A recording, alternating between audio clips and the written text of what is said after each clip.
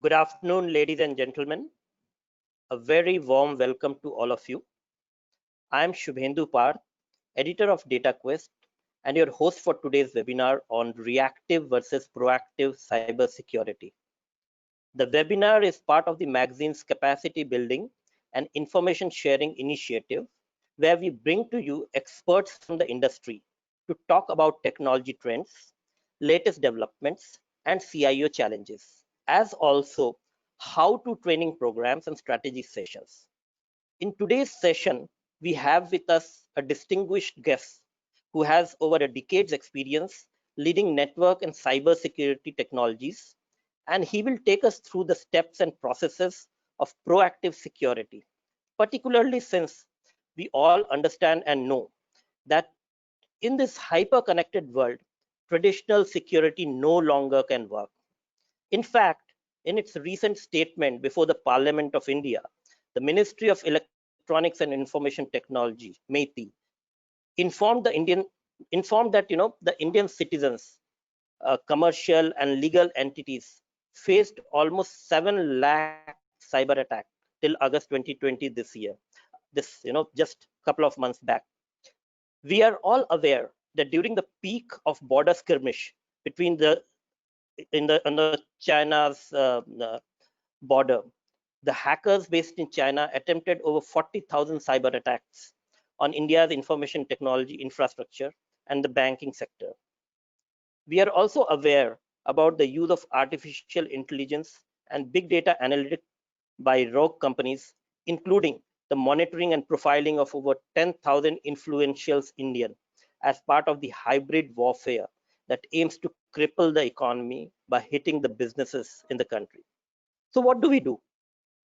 While data and information security was always important, COVID and the work from home thereafter has unleashed security nightmare at a scale that one could never have imagined. Today, CIOs and security experts are on their toes, ready to throw in more money. But does that help? Can throwing in more money, increase in investment on cybersecurity controls, make modern enterprises safe? One common problem that many organizations face in their inability to effectively measure the security posture. And it's very simple. If you can't measure something, how would you manage and improve it? This also means that you cannot quantify the risk to your business, and therefore you cannot calculate the ROI of your security investment or understand how to optimize it. The proactive approach that our speaker will talk about today will help you up your ante and prevent the breach to happen rather than reacting to manage the situation as an afterthought. I welcome Mr. Rohit Nayak, our speaker of the day. Rohit is an application engineer and security expert at Keysight Technologies. He is responsible for providing assessment solutions across network application performance and cybersecurity resiliency to the network equipment manufacturers, enterprises, BFSI, and defense customers. He has worked extensively in cybersecurity and network implementation roles for various service providers and leading banks across the world. Thank you, Rohit, for joining with us today. We also have with us Mr. Badri Narayanan Srinivasan. He's the Director Application Engineering with Keysight Technologies. He's a technical and business executive with over 19 years of experience in telecom, data networking, and product testing companies. At Keysight, he heads the pre-sales application engineering team in India and is responsible to provide technical expertise for network testing and visibility products and collaboration to the focused sales and technical teams for network equipment manufacturers, service providers, enterprise, government, and the defense sector. But before I hand over the session to Rohit for his presentation, I have some housekeeping essentials to announce. Ladies and gentlemen, for the duration of the webinar, the participants will be on listen-only mode. However, you'll be able to send questions through the chat and we will take it up depending on the time available with us after Rohit's presentation. Your feedback is also very important for us, and hence, may I request you all to submit your feedback at the end of the webinar. And as a token of gesture, we have a surprise gift that will be sent directly to all respondents who send the feedback form. To make the session interacting, we also have poll questions during the presentation, which Rohit will be presenting. And you can select the options displayed on the screen and send in your responses. And now, may I request our speaker, Rohit, to please present his case and the perspective on today's topic. Over to you, Rohit. Yeah, thanks, Shubhendu, for the brilliant introduction. I welcome all of you for taking your time and joining this session. Um, and today I'm going to talk on the importance of proactive cybersecurity. I hope all of you are able to see and hear me well.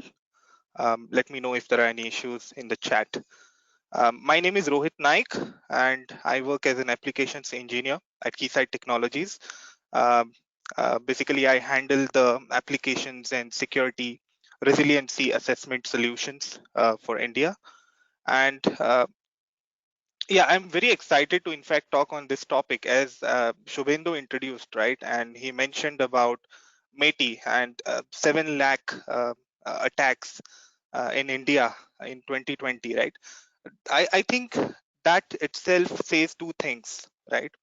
One is we are definitely um, probably lacking something from the cybersecurity front, or we are making improvements and we are adding um, probably new tools.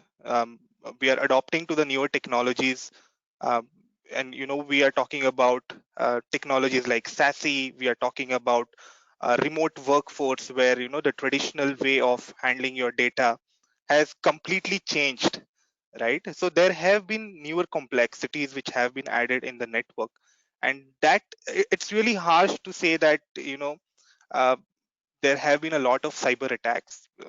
I would say when you are doing something new, definitely I would say that you would have newer challenges. It's just the mindset that we would have to change, I think, going forward. And also there was an uh, interesting number where Niti Aayog, right? They mentioned that India is uh, third in the most attacked countries behind US and China, right?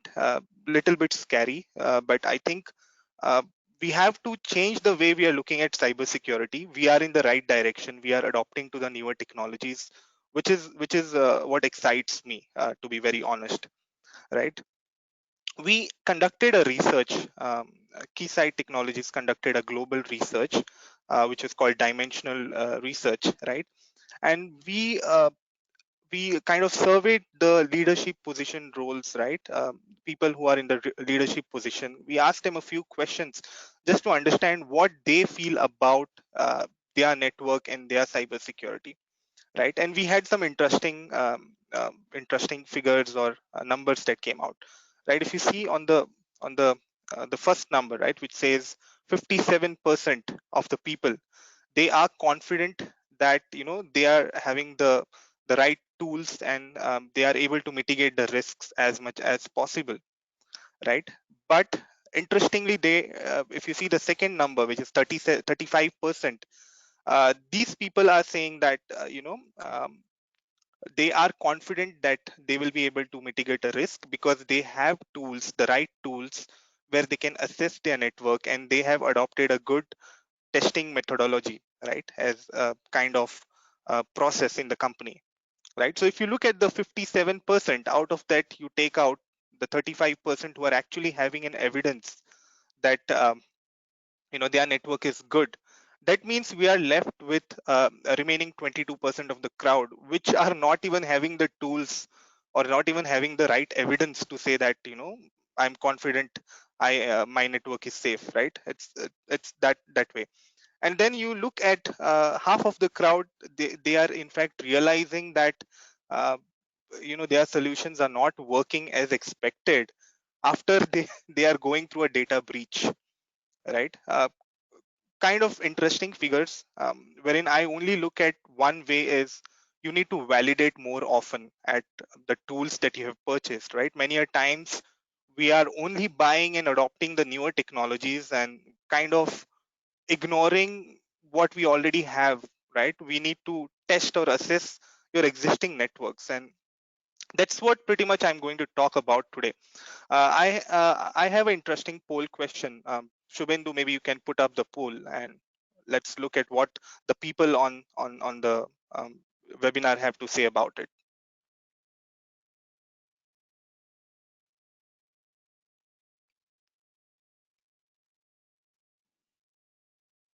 This question is, which of the below statement would you agree with? Networks are becoming increasingly complex. Today's attacks are more sophisticated. Cyber response approach is often reactive than proactive, and organizations need better threat intelligence. So please select your option from these four.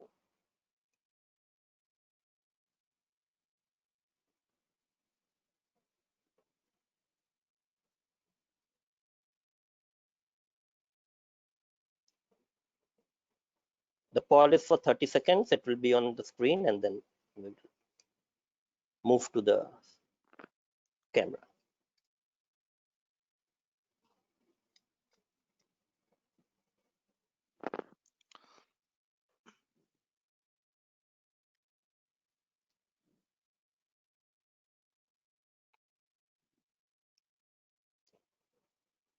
Over to you, Rohit. Here are the results we can see.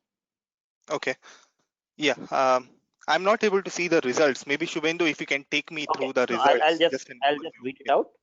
So Yeah. 58% people think that organizations need better threat intelligence. Okay. 50% think Great. that cyber response approach is often reactive than proactive. Hmm. 46 people percent respondents have said that today's attacks are more sophisticated, and 42% believe that networks are becoming increasingly complex.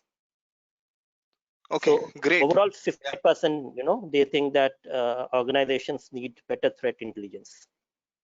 Okay. Perfect. Yeah. And I think this is a great poll wherein I also look at you know the market studies which also point at the same direction, wherein we cannot rule out any of these points here, to be very honest, right? All of the points are very important, whether it is adopting a proactive approach or the networks becoming complex. We cannot help it really, right? We have to always keep on adopting to a newer technology, and we have to keep on innovating as a company.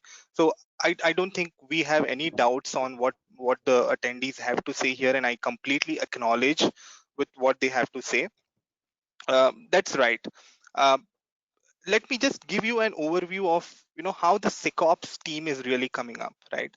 Um, some time back we have come up with this terminology where we are saying that SecOps is where a practice of security teams and operations teams working together. In fact, we also hear DevSecOps, right? And really, to be honest, I have worked in that kind of a environment, and I know how it works. uh, Really, when there is an incident, say a P1 incident, you really can't expect the two teams to collaborate and try to work on a common goal, right? Because there's so much of heat that they are facing from their high management, from the clients, right? And it is kind of a typical behavior where we are trying to push the problems onto the other team, right? So SecOps has never really took off, right? And also, if you look at the approach of a SecOps team today, it is quite on the defensive side, and I don't blame our team, our SOC team, right? Typically, they handle around, on an average, say 30 to 40 different tools. Okay, and it is really harsh for the SecOps teams to really expect them to do something more beyond what they are doing currently. Okay, they are bombarded with a lot of alerts. Alert fatigue is like on a pretty high times now, and so many tools are getting added in the network. So really, we can't blame the SecOps team for being on the defensive, but that is what we see right now, and we are looking at ways of how we can push our SOC team to do beyond what they are currently doing, right? Um, so it's always kind of monitoring the tools, pulling out reports, vulnerability assessment reports. You have some P1s. That is the day-to-day operations of a SOC team, and they work in a pretty difficult time, working hours. Also, we have to give it to that. Okay, so that's the current state of a SOC team, which we see. And threat intel, I see some people have also voted for having a good threat intel, right? And absolutely agree to that. Threat intel is very important, and how we use our intel will really define us as a cybersecurity community, right? uh, what is a threat intel? Basically, you're trying to gather intelligence or information and probably putting it into action, right? Some kind of a meaningful information, you're putting it into action to improve your cybersecurity resilience or the response, whenever there is an incident. And probably you're trying to utilize the benefits of automation, to reduce the breach time or an incident time. And the definition really of a threat intel, if you ask different people, you would uh, get different meanings or definitions for a threat intel, right? Typically, it is broadly classified into three categories here. If you see: strategic, operational, or tactical. Wherein strategic meaning more towards the higher management or the leadership position teams which are looking at the threat intel. When we're talking about the tactical, these are the techie guys, who are actually looking at the tools and the advanced techniques, and they really look at the tactical portion of the threat intel. And then we have the operational threat intel, right? Wherein the teams who are actually doing the firefighting on the field, they look at your threat intel. And that's where also a threat intel is also granularly implicated by two things. It has to be real time, updated in real time, as well as you have to look at the past. What are the incidents that we have looked at the past? What is the history of a different kinds of attacks that we have seen? And we have to literally gather all that information, put it in your threat intel database, and consume it in a right way. Okay, and then if you see on the right side, how we use the threat intel would again differ on the teams that are using it, right? Like I said, the leadership team or the operational team or the techie guys, and they would consume it in different ways. If you look at a SOC team, basically whenever there is an incident, they would try to consume the threat intel to try and identify how they could respond to the incidents, right? If you look at uh, the threat analyst, they would try and do a kind of threat hunting and try to build their threat intel. Basically, if you look at today's kind of an environment, the way threat intel is used is pretty defensive, right? Or we say pretty reactive. We have been using threat intel in a traditional way, kind of to react to certain breaches or incidents and go into that firefighting mode, really. And which is good. I'm not saying that it is bad. It is good, and that is why we stand where we are today. It is just the matter of taking the game to the next level, where we are talking about consuming the threat intel in a more proactive way. If you look at the SOC teams today, as I already said, our SOC teams are really occupied with a lot of alerts. We need the right visibility into the different kinds of events that are populating on their tools, and these are all sophisticated tools that they are using, really. And we can't expect them to do something beyond consuming the threat intel to just respond to an incident, more from a reactive perspective, trying to do a forensics after a breach has happened. um, you know that's how a reactive threat intel would be consumed. Where what we are saying is we need to, innovate or kind of improvise a little bit, right? And we need to try and find out how we could proactively do that threat intel, right? That's where we want our SOC teams to have that bandwidth to pretty much go into the threat hunting side of things. Okay, it's very easy to say, right? But it's difficult to do it, and every company have their own business drivers, objectives, and yeah, they know what they are doing the best. So there are only two things that we can do. But ideally, what we could do is, if we have our SOC team understand how the attacker would think, right? There's nothing better than that, and that's where we are hearing a lot of articles. We are looking at a lot of different blogs which are written on think like an attacker, think like a hacker, and that is what we are looking at today. And everybody's talking about that. Everybody's talking about cyber range, training your uh, training your in-house resources to think like an attacker. And that's what we are talking about when we say proactive. We want our SOC guys who are looking at the network and trying to identify, uh, trying to be the soldiers in a network. We want them to really think like an attacker, right?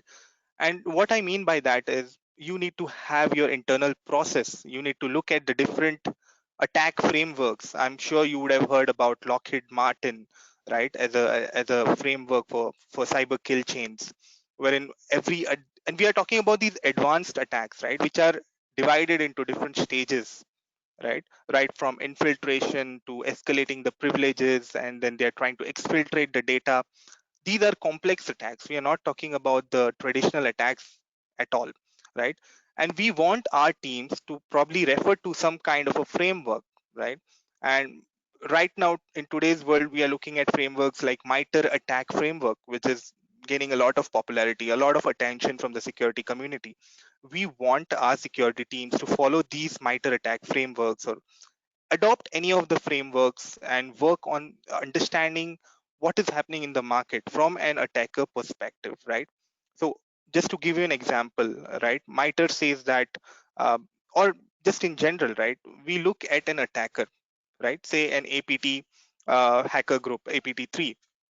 We need to understand what they are doing, right? Or we need to understand a Lazarus group, what they are doing, what is a pattern. And it is said that any attacker would use certain kinds of tools to attack your network, and they would have certain kinds of locations from where they perform their activities. And then at the end, they have a particular technique, right? And it is easy for an attacker to really change the tools that they are using, really change the IPs, spoof the IPs and change the machines. It's really easy. But when it comes to changing their technique, it is a little difficult for the attackers, right? This is what the experts are saying. So I want, or we should want our SOC team guys to be enabled to understand these things, right? Understand the techniques of the attackers, and when they understand the techniques, they can really anticipate when they are getting any kind of a basic incident. They know that this is the start of something big to come, right? We don't want our SOC team to just wait there for a breach to happen. We want them to understand that, okay, we have seen so and so attack, so and so alert in our tool. Okay, try to correlate it, try to follow the frameworks, the cybersecurity framework, whichever it is up to you. Having said that, as I said, 50 plus tools is really difficult to manage, and it's too much of a task to ask your teams to even go into a threat hunting side of things. That's where we are left with two things to do, right? Either we can create that process today, and it might take some time for you or for us to reach there, right? It might consume some time to gain that expertise, or we can partner up with teams or companies which have already been doing that consistently for years, right? And we want our SOC teams to think like an attacker, and they, if they are not having the bandwidth to do the threat hunting, they at least need to have the tools which are available with them to enable them do the threat hunting without putting a burden on them to learn another tool. So that also means that the tool needs to be very easy to adopt and learn, right? And there should be automation capabilities in the tool. That's where we are talking about terms like breach and attack simulation. If you see here, right? This is what exactly, when Gartner identified a new segment, right? This is a term coined by Gartner, which says breach and attack simulation, which means you are simulating an attack on your live production network, right? You're not doing something in your lab network where you're bringing down your devices, you're taking a downtime and you are simulating attacks. You are doing a breach and attack simulation on your live production network. Okay.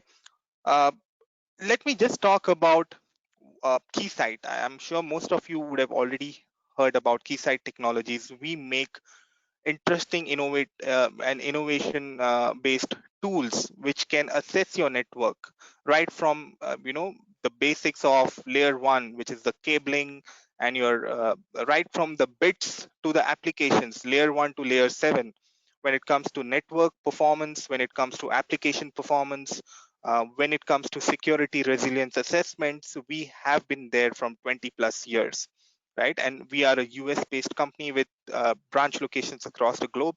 And if you see here, really, we have a 15 years of expertise in the security domain, which means we have a team in house which has the expertise of doing this threat hunting from 15 plus years. That means uh, it's not easy to do threat hunting. To be very frank, you have different stages of generating a threat intel, a good threat intel, and it might not be a generic thing.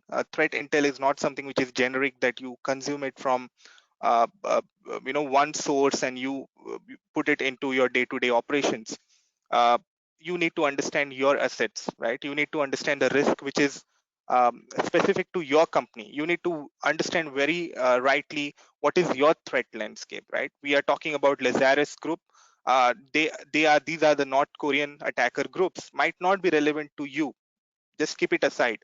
Which are the attackers which might be relevant to you, which might try to breach your attack or your network, or probably, who knows, they might be already in your network, right? So we have that expertise. We have 15 plus years of expertise into security testing, and we are partners with some of the leading vendors who are uh, bringing the best of the security tools to you and to the end customers. So it's all about the proven performance that I'm saying, right? So if you have just started with a threat hunting or a threat intel, it's probably better off to get a tool which from a vendor who is already having the expertise in the domain. Just to give you an example of where we stand and how we benefit our customers, right? Uh, so as I said, we all know WannaCry attack, right, which affected the Microsoft machines, and Eternal Blue vulnerability, right? And if you look at Microsoft, they already released, they published uh, saying that we have a vulnerabilities in so and so machines, and you need to apply the patch, right? And 1 month later, you see Shadow Brokers group, they released the exploits out on the public forum for really anyone to try and use it. That means 1 month later, after Microsoft released a patch, we had 1 month, and after 1 month, the exploit was available out in the public. And if you look on 25th of April, right, immediately after that, we already had the patterns of that attack in our tool, which means the customers who really were using our tools, or who were our customers back then, they had the ability to run these assessments on WannaCry, and probably they would have not faced a WannaCry if they were having a Keysight tool at that point of time. If you look, we still had when WannaCry went global. You see the timelines from when Microsoft really published a patch, or even alerted its customers. We really had one and a half a month of a timeline where uh, I could say negligence or a lack of validation tool. I don't know what to say, but yeah, I think somewhere we have to improve ourselves as well, and we need to validate our networks very frequently. Just to talk about how the threat intel is built specifically from Keysight's team perspective, we have a very well-known research team we call ATI, Application Threat Intel Team, right? And if you look at gathering a threat intel, it's not a one day, or probably not a easy task to do, right? You have to gather your intel from different sources, which could be setting up the global honeypots or decoy kind of solutions across the world, right? And we have our global honeypot deployed. Then we have our own products as well, which help you in uh, where you place our breach defense solution on a live network, right? We have tools like Threat Armor, which can give you the feeds of all the malicious bad IPs which are there, uh, uh, which are seen in real time. Uh, we we develop the evasion techniques. There are certain firewalls or prevention tools which are good at identifying a pattern of a malware, but then once you try to do a polymorphism, right? Once the malware changes its pattern, it becomes difficult for your devices. So you can test your devices on those evasion techniques. And once we have all the feeds, it's still not done, right? We have to refine those feeds, and we have to analyze those feeds, and then develop it, package it into our tools, and then publish it onto our customer products, right? And all our products, all Keysight products, consume our threat intel, right? And how responsive this team is. We, in fact, we have around 45,000 plus different malwares pre-fed in our tool. We have around 5,000 plus different application protocols, which are already, you have the templates to test your network. You run those protocols and you test the performance of your network, or you run those malwares and you identify whether your device is capable enough to block a particular malware, and then you apply a evasion technique, and you there's no limit to your assessments, really, right? But what I'm trying to say is the threat intel is not a easy thing to do, and there's a lot of hard work that goes beyond the ATI team that works in on these protocols and gathering the threat intel from the globe, right? um, uh, so I have a poll question again, and I'm again expecting some interesting questions from all you guys. Yeah, Shubhendu, please go ahead.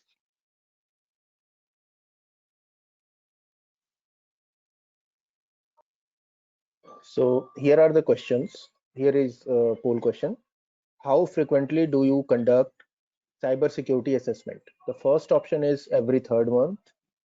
Second is every 6 months. Third one is once in a year. And the last one is I am not the right person to this answer. So we have around 30 seconds.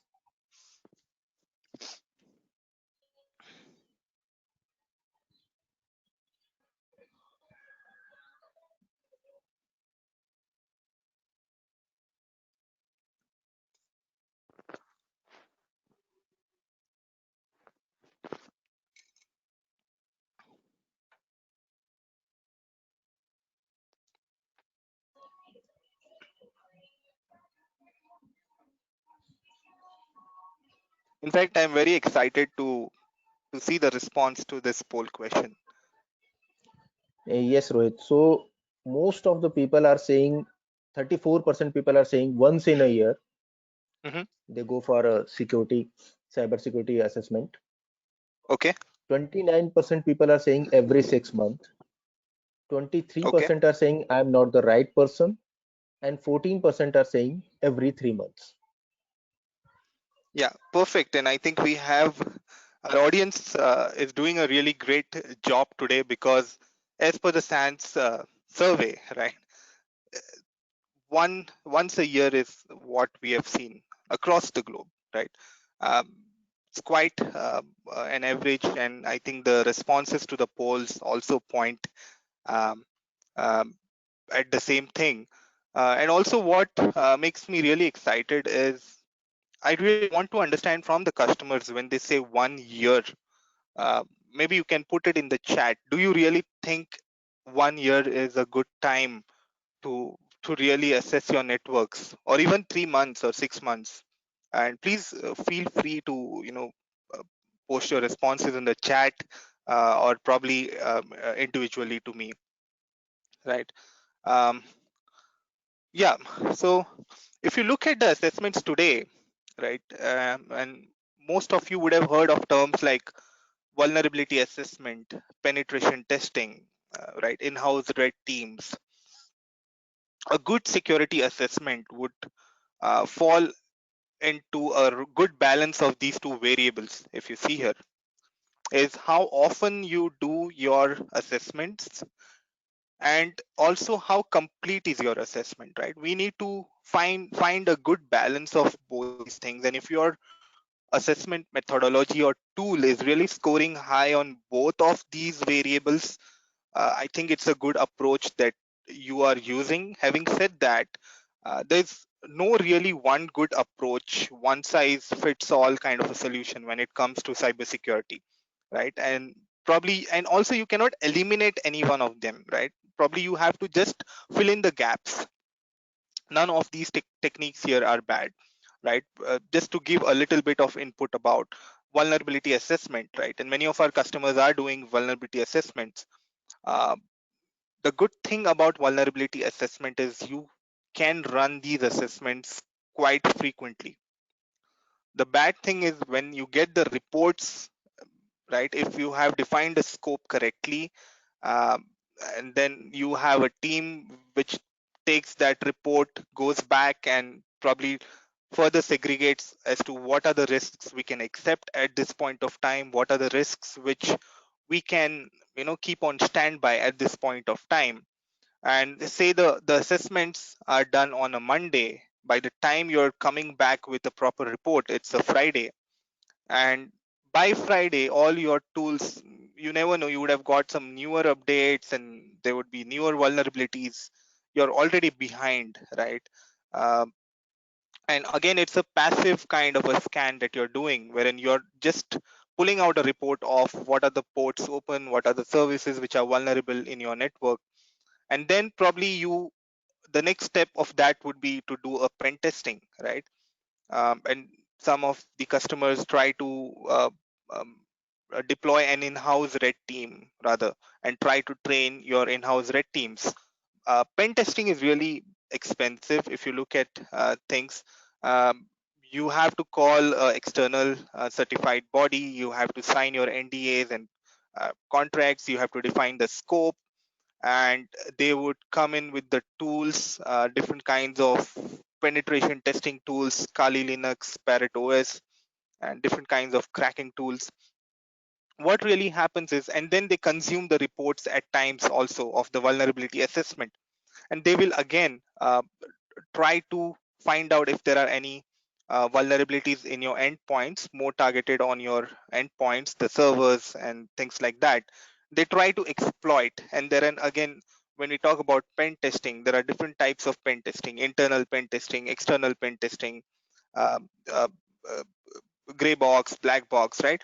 So what happens really is, again, these are a snapshot of time, right? And there, how do you validate really that there are no errors in your report, right? Somebody else is doing a testing for you, and you have to consume those reports, go back, fix those issues in your network, and again you're coming back on the next Friday because previous Friday you came back with a vulnerability assessment report. So this Friday you're coming back with your pen testing report, and again you have fallen behind on time. And this is where our security assessments today, again, I'm talking about the reactive or the traditional way, right? We need to be ahead of time, or at least on time, like Indigo says, right? And that's where, if you look at these kind of comparisons, wherein how frequently you do your assessment, or how complete is your assessment, we have seen that there is a new tool or a new technology that's coming into forefront. Gartner is talking about breach and attack simulation. Um, and this is really addressing the gaps which VA and PT at times. These I have uh, please don't take me wrong. These are very good things to do. VAPT you cannot avoid. You're doing it excellent. There are certain things which VAPT lacks, right? And I think you have to adopt to a technology which will help you address that gap, right? Uh, we need to have a tool which is automated as well, because I don't want our SOC teams to again learn a new tool. So we have to have the capability of running the assessments automated, right? And then the reports, which are, again, you can generate the reports to your either to your technical team or to your higher management, right? For example, I am a CISO, just say, and I meet my CISO in the lift when I'm going for lunch, and my CISO says that, how is your network looking, or how is your network cybersecurity posture? I hear in the news that Maze ransomware is creating havoc. How are we placed? And that point of time, that 2 minutes for me is really important. How do I reply to my boss without having really a good tool to really validate, run an assessment on the live production network yourself? My team will run the assessments for me, and I will make sure that I run all these advanced attacks, right? Any attacker group or any of the cyber kill chains, all the stages of the attack, and I really have a snapshot of how am I placed at each and every step of that attack, right? So that's where breach and attack simulation tools are really getting popular. This is a report from Verizon data breach investigation report, and if you see the different types of attacks which are mentioned here, right? uh, and really, phishing or malware is something which we all talk about. One thing that we really don't talk about is misconfiguration or a human error, right?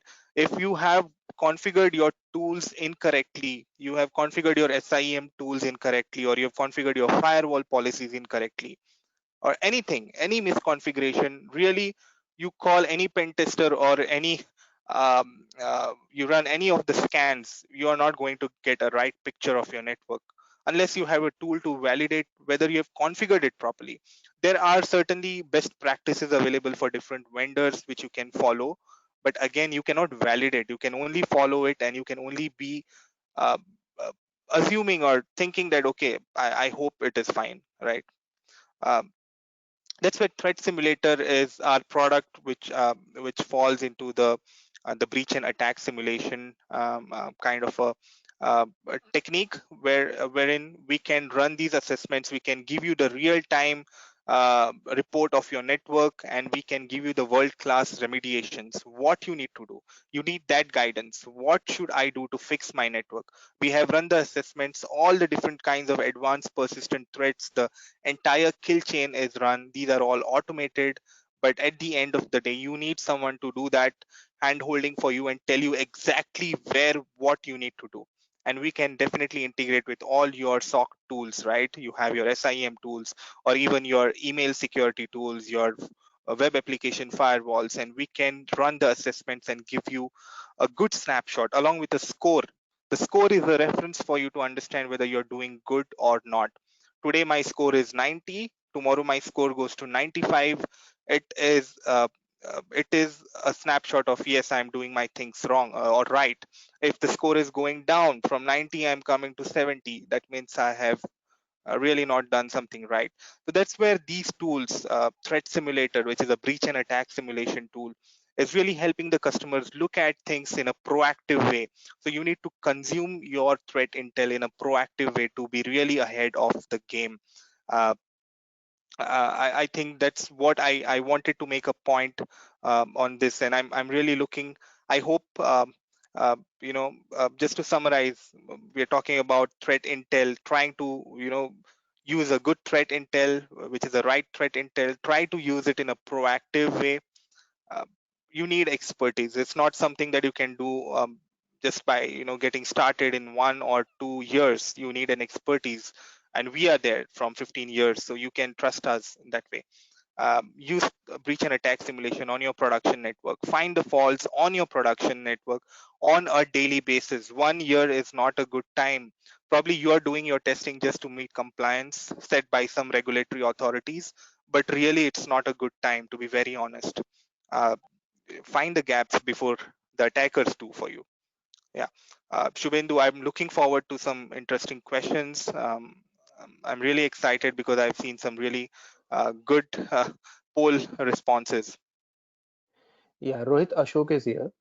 Yeah, Ashok. Somehow, so Bendu is disconnected. I guess there is some internet issue. Okay. So we got some really interesting question, and I have first one for you. What impact Okay. would threat simulators Mhm. assessments have on the production network? Okay. Yeah, that's a good question, and I really come across this question from all the leaders that I spoke to, right? Because when you are running an assessment on your live production network, you really don't want things to break down and spoil your weekend on that. So we have designed our solution threat simulator in a way wherein we are really not launching the attacks on your production machines, right? Though we are doing it on your production network, we will deploy our agents on a test machine which is lying in between your a protected segment or the critical segments. You deploy our agents, and we have a dark cloud wherein we from where we can basically host all the malwares or all the malicious activities, and it's a software as a service. You don't have to deploy any of the hardwares on your network, and you really don't have to worry about things breaking down, because we don't execute those malwares or those attacks. We are just trying to identify if your preventive tools are able to detect and pass the information to your SOC team in a right way and at the earliest possible. So to be very honest, you don't have to be worried. Our customers, our banks, and some of the financials and defense customers, they are using it in their production network. Yeah. Okay. So next question is all about the new normal. So the Hmm. question is, with the new normal of remote workforce, what are the major areas that we should be concerned for? So Yeah. whether endpoint protection or perimeter protection, simulators, what could be a combined action? Correct. Yeah. See, when we talk about the new normal right now, right, definitely the perimeter, the definition of perimeter is gone, right? And we are moving towards the cloud, right?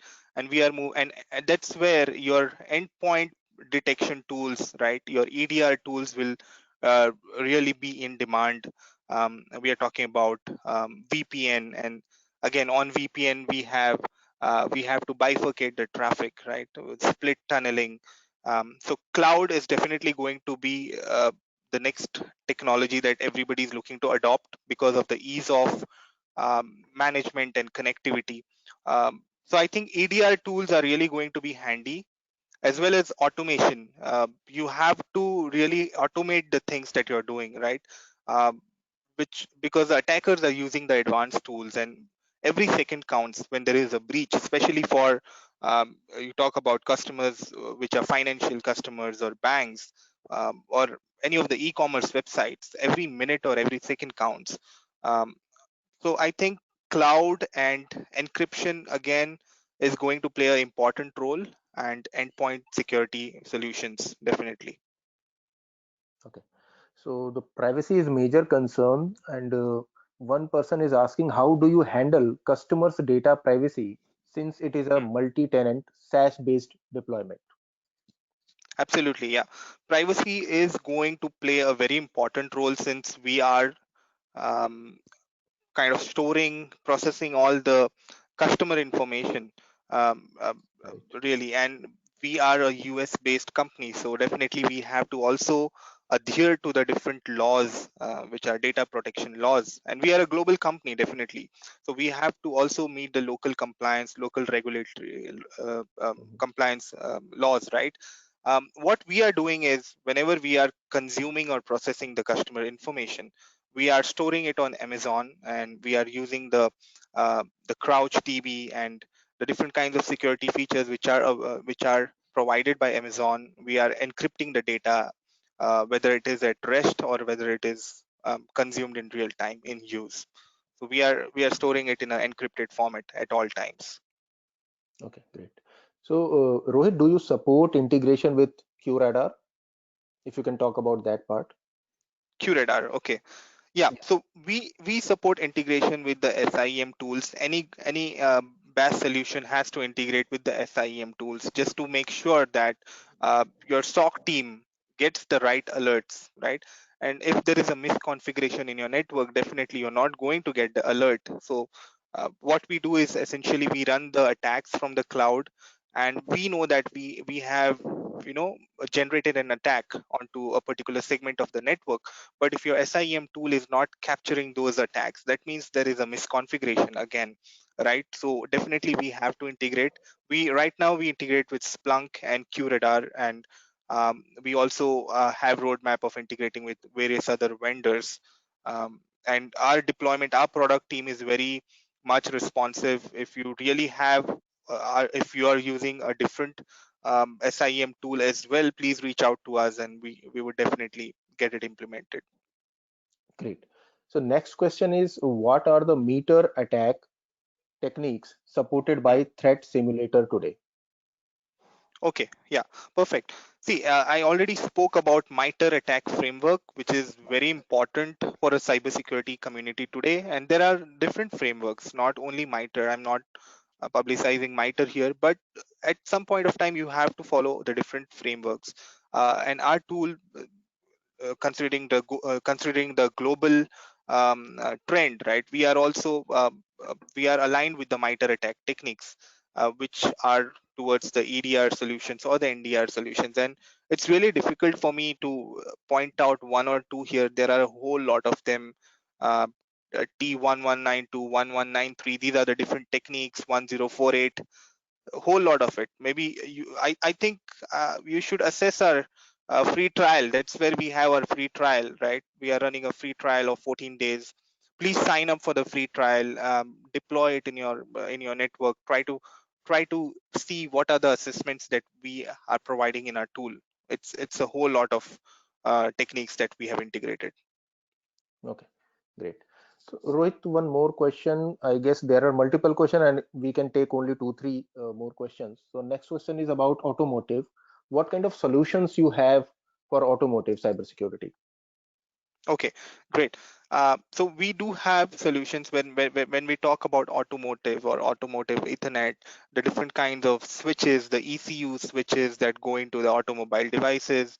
And yeah, that's where the trend is also going, right? IoT, the connected cars. We have a whole lot of solutions on offer in that front as well, wherein we do the testing. We talk about protocols like TSN. We talk about protocols like AVB, and it's a different concept altogether. We do have solutions on that front. Please reach out to us. We will definitely be able to help you in that front. Okay. So next question is, how does Keysight get the threat intelligence feeds for the threat Mm, simulator? yeah. Yeah, that's a good question, and I think it's a part of my slides as well. Just to Mhm. reiterate, see, getting a threat intel is it's not a easy task, right? We have to look at different feeds, different sources, whether it's internal, external. We have a team, ATI team, which I already mentioned, and these are the cybersecurity experts, right? And they have deployed honeypots, decoy solutions. The dark web is a huge amount of resource to understand the attackers. That is a playground for the attackers. So we use the dark web to gather our intel. We have our own tools which you can deploy in the real network, and we could tell you what are the attacks which are happening in the real time. We work closely with different security companies as well. We have a really close tie-up. Our customers are really big names. I don't want to talk about that, but yeah, we really are into all these domains. It's not just one feed that we are taking, Okay. but what is really more important is how you analyze those feeds and how you make it meaningful for your end customers, right? Since we are making our tools for our end customers, we also want to make sure that we just don't push out all the threat intel or all the feeds that we have. We really work on those feeds. We analyze those feeds. We segregate those feeds. If you look at our tools and the different attacks, you would see a financial uh, industry would have different threat feeds. A healthcare industry would have a different threat feed. That is very important for us, not Mhm. only to bring value to our customers, but also to make sure that our customers don't really waste time onto something which is not even a part of their threat landscape, right? So we want to make the the job for our teams or our customers easy, and that's where the process after you gather the threat intel is really where we bring in the value, right? We analyze, we develop the protocols, the malwares, and we push it on to our customers boxes. Okay. So maybe the last question, as you are talking about Yeah, threat simulators and trial account for them. So can you yeah. tell our audiences how to set up a trial account for threat simulator? Yeah, it's simple. Threatsimulator.cloud/trial. Just go to this URL and feed in your details. So once you enter your name and your email ID, probably a request would go to a Keysight backend team. You can also reach out to me if you're facing any difficulty signing up. We are always there, and the process is quite simple, and we can help you setting it up in your network as well. I've Okay. put the link in my slide below. Okay, great. Yeah. So thank you, Rohit, for the wonderful session and walking us through the security essential that can make a key differences. Thank you, Keysight Technologies, our partners, for the technology session. On behalf of Cyber Media and DataQuest, I am Ashok Pandey. Also, thank all the participants who joined us today. I'm happy to inform you that today's webinar will be available as a video on demand on the DataQuest YouTube channel for you to watch it again and share. We will now like to call it a day today, but before that, may I request to all you share your feedback through the form that will soon be visible on your screen when you leave this session. As a token of our gesture, we have a surprise gift for all our attendees that will be sent directly to the respondents. So thank you all for joining today. Thank you, Rohit. Thank you, Thank you. Badri. Yeah. Thank you. Signing off Thank for you, everyone. now. I'm Ashok Pandey, for your host for the day. Stay home, stay safe, and keep reading DataQuest. Thank you. Thank you, Badri. Thank you, Rohit. Thank you.